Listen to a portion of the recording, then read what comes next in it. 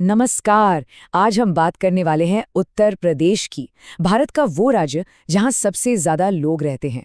और जानते हैं क्या, ये एक ऐसी जगह है जो अपने हजारों साल पुराने इतिहास को आज के जबरदस्त तेज रफ्तार विकास के साथ जोड़ रही है। तो सवाल ये उठता है कि आखिर एक 4000 साल पुरानी सभ्यता 21वीं सदी का पावर हाउस बनती कैसे है। चलिए इस पूरी कहानी को समझते हैं एक एक करके। चलिए शुरुआत करते हैं उत्तर प्रदेश की एकदम असली पहचान से। इसे अक्सर भारतीय संस्कृति और आध्यात्म का गढ़ कहा जाता है। और ऐसा क्यों है, इसके पीछे की वजह ना बहुत गहरी है। देखिए, ये हिंदू, बौद्ध और जैन तीनों धर्मों की जन्मभूमि है। जरा सोचिए, काशी, अयोध्या, मथुरा ये सिर्फ शहरों के नाम नहीं है। ये तो भारत के आध्यात्मिक दिल की धड़कन है। सदियों से इन्हीं शहरों ने पूरे देश की धार्मिक और सांस्कृतिक पहचान को एक शक्ल दी है। और ये आध्यात्मिकता यहाँ की कला में भी झलकती है, जो सीधे लोगों के जीवन से जुड़ी है। जैसे ब्रज की रास लीला में भगवान कृष्ण की भक्ति दिखती है, तो वहीं चरकुला डांस कमाल का है।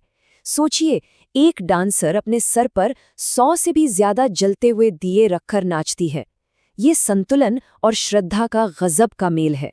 और फिर नौटंकी और कजरी जैसे फोक आर्ट्स हैं, जो समाज की कहानियों और मौसम के रंगों को बयां करते हैं।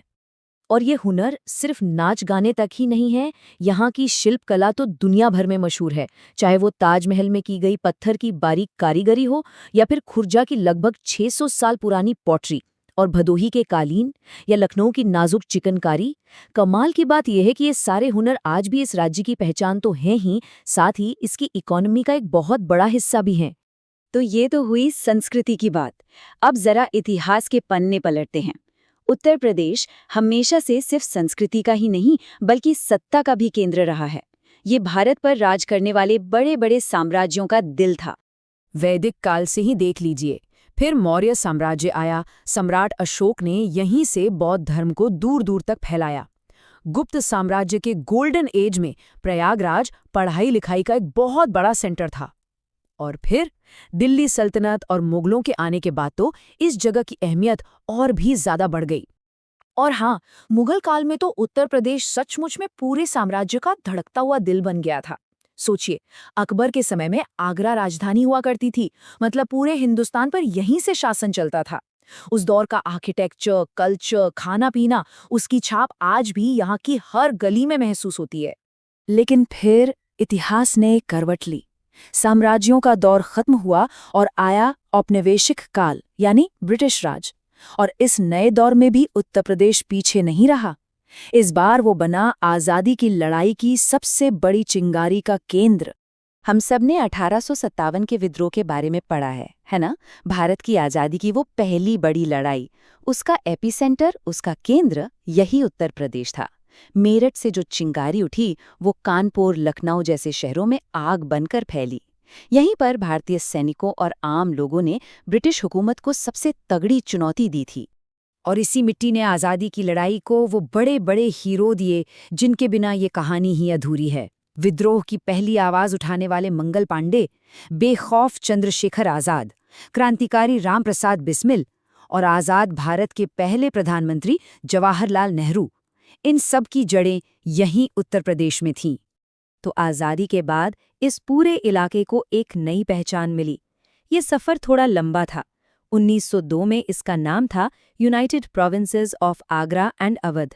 फिर कई बार नाम बदले और आखिरकार 1950 में इसे वो नाम मिला जिससे हम आज इसे जानते हैं, उत्तर प्रदेश, आज़ाद भारत का एक अहम राज्य। तो चलिए इतिहास से निकलकर अब सीधे आज के दौर में आते हैं। उत्तर प्रदेश आज एक ऐसे जबरदस्त बदलाव से गुजर रहा है जिसके बारे में शायद कुछ साल पहले किसी ने सोचा भी नहीं होगा। ये बदलाव इकोनॉमी में भी है और इंफ्रास्ट्रक्चर में भी। ये नंबर देखिए, ये खुद ही कहानी बयां कर देते हैं। जीएसडीपी यानी राज्य की कुल कमाई, इसमें 10% हिस्सा, सोचिए 10%, अकेले गौतम बुद्ध नगर का है। जाहिर है वहां का इंडस्ट्री और सर्विस सेक्टर कितना मजबूत है। इसके ठीक पीछे हैं राजधानी लखनऊ, फिर आगरा, प्रयागराज और मेरठ जैसे शहर। और इस ग्रोथ को जमीन तक पहुंचाने के लिए एक बहुत ही दिलचस्प स्कीम है, वन डिस्ट्रिक्ट वन प्रोडक्ट। इसका आइडिया बहुत सिंपल और पावरफुल है। हर जिले के किसी एक खास प्रोडक्ट या क्राफ्ट को बढ़ावा देना। मतलब जो सदियों पुरानी विरासत है उसे सीधे आज की मॉडर्न इकोनॉमी से जोड़ना, ताकि लोकल कारीगरों की भी तरक्की हो। लेकिन इस पूरे बदलाव की जो सबसे बड़ी और सबसे विजिबल पहचान है वो है कनेक्टिविटी। यहाँ बड़े बड़े इंफ्रास्ट्रक्चर प्रोजेक्ट्स पर काम चल रहा है जो सिर्फ उत्तर प्रदेश ही नहीं बल्कि एक तरह से पूरे भारत के भविष्य की तस्वीर बना रहे हैं। और इसके लिए एक 3 पॉइंट स्ट्रैटेजी पे काम हो रहा है। नंबर 1, पूरे राज्य में एक्सप्रेसवे का जाल बिछाया जा रहा है। नंबर 2, नए नए एयरपोर्ट्स बनाए जा रहे हैं। और नंबर 3, मेट्रो और हाई स्पीड रेल नेटवर्क को बढ़ाया जा रहा है। मकसद साफ है, राज्य के कोने कोने को आपस में जोड़ना। इसे आप एक तरह की कनेक्टिविटी क्रांति कह सकते हैं। अब जरा इस क्रांति का स्केल समझिए। सिर्फ एक प्रोजेक्ट गंगा एक्सप्रेसवे, उसमें 36,000 करोड़ रुपए का इन्वेस्टमेंट हो रहा है। 36,000 करोड़, ये नंबर ही बता देता है कि इंफ्रास्ट्रक्चर को लेकर विजन कितना बड़ा है। ये गंगा एक्सप्रेसवे कोई छोटा मोटा रोड नहीं है, लगभग 600 किलोमीटर लंबा, और इसकी डिजाइन स्पीड है 120 किलोमीटर प्रति घंटा। जरा कल्पना कीजिए, जब ये बनकर तैयार हो जाएगा तो यूपी के एक कोने से दूसरे कोने तक का सफर कितने घंटों कम हो जाएगा। और बात सिर्फ सड़कों की नहीं है, आसमान में भी एक नया दौर शुरू हो रहा है।